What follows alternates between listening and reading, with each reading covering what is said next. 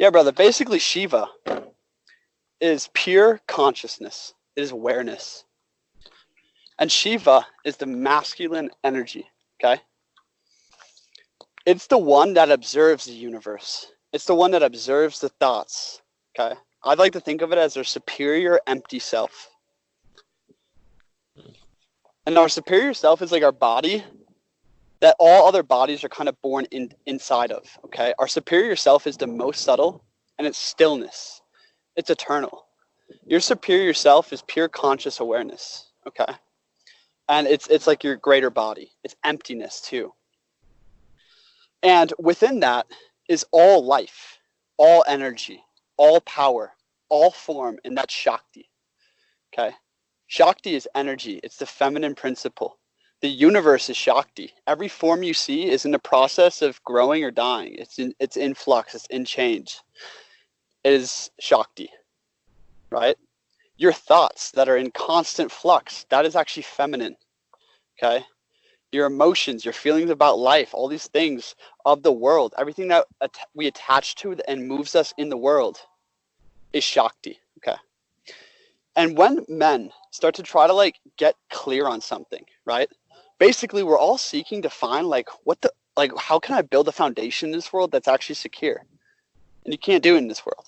You got to find those things that don't change. And that comes from sitting in Shiva.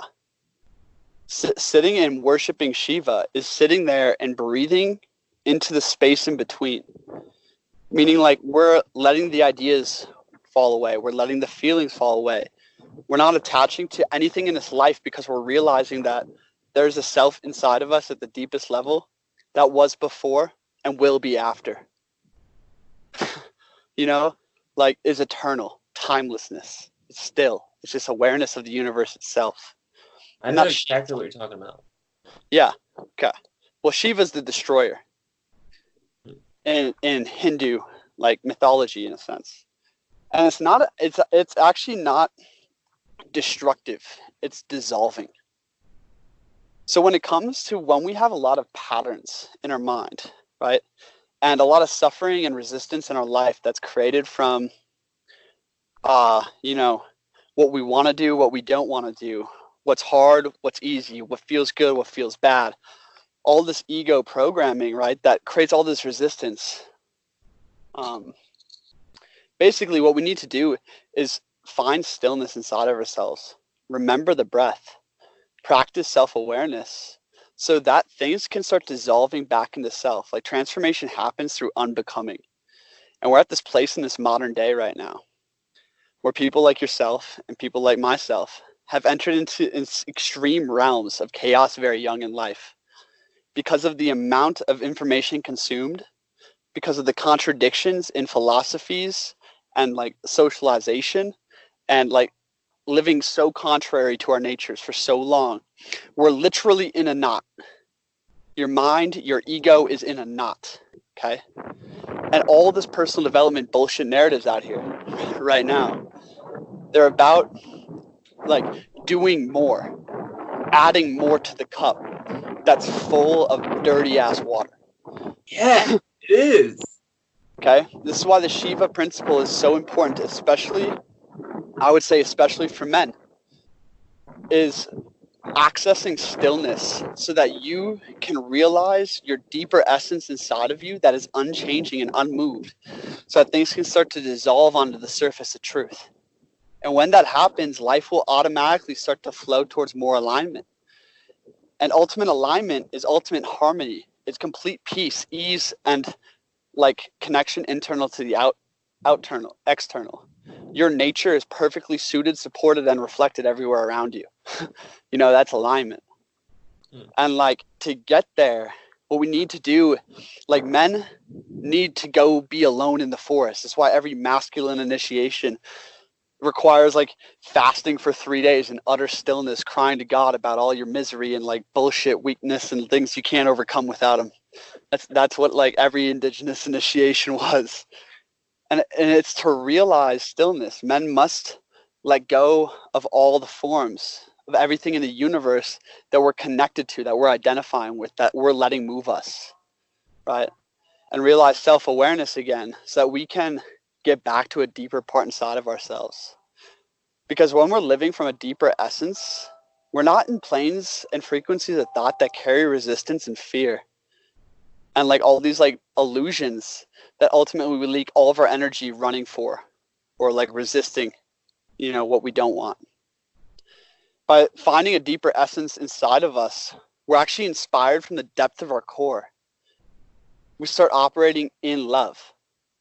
Like not some kind of like, bubbly feeling, but I mean in the sense of like if you were to show up in this conversation as love itself.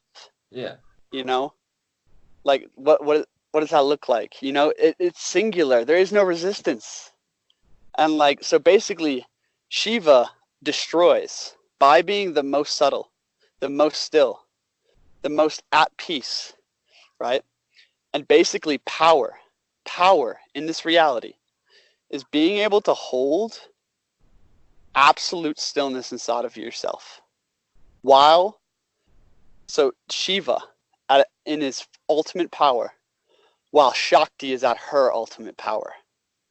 And that means, imagine the most stress, the most pressure, the most anger, the most excitement, the most feelings, the most thoughts, the most dance of everything in the universe happening in your reality and inside of yourself while we don't lose our center.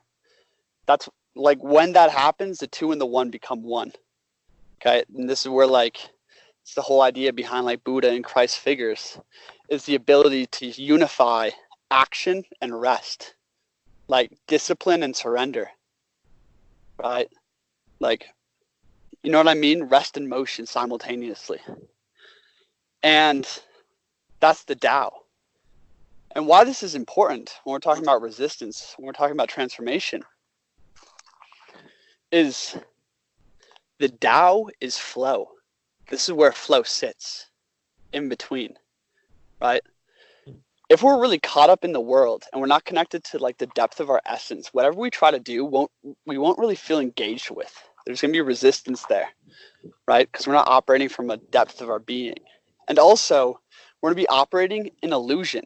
What we think we want, what we're willing, and all these different things are coming from a place of, where there's all these walls, where there's all this polarity and duality.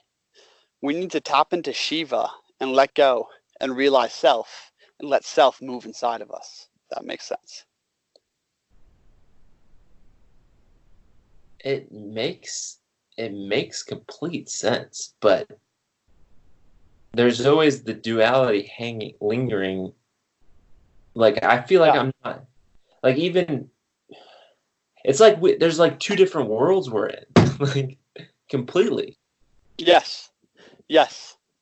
And it's learning how to stand in each one by itself and then bring them together through practice. That's the process, brother. That is the inner alchemy.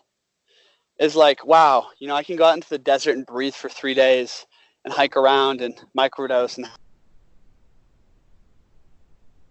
back in the world, and I'm 3 days in.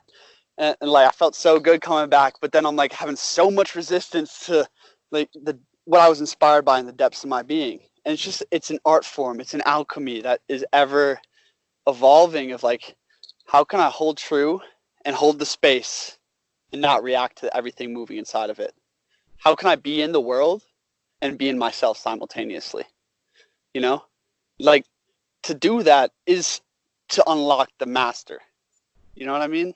Yeah. Yeah. Absolutely. So like that's the direction.